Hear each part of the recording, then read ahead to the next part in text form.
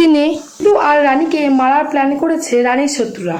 কে রানীর শত্রু, বিস্তারিত জানতে আমাদের সঙ্গে থাকুন।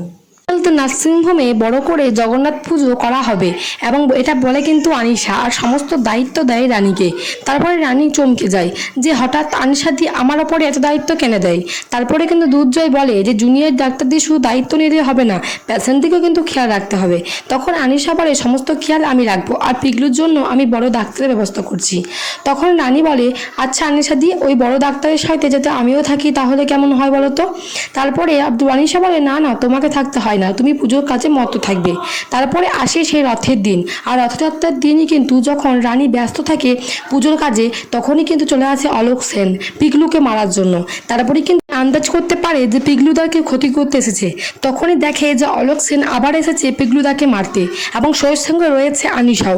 আনিশাকে দেখে রানী তো চমকে ওঠে, অবাক হয়ে যায়, আর আনিশাও চমকে ওঠে। তারপরে কিন্তু আচ্ছা মস্তে ধোলাই দেয় অলোক সেনকে, আর বলে আনিশাকে যে আনিশা দি, তুমি এই কাজটা করতে পারলে, তুমি কি না পিগলুদাকে মারতে চাইলে, তাহলে এইসবের পেছনে কি তুমি আছো? তাহলে কি আমার আর দুর্জয় সম্পর্ক ভাগার পেছনে তুমি রয়েছো আনিশাতি?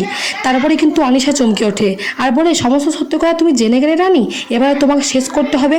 আমার আর দুর্জয়ের মাঝে যে বাধা সৃষ্টি হয়ে দাঁড়াবে তাকে আমি শেষ করে ফেলবো।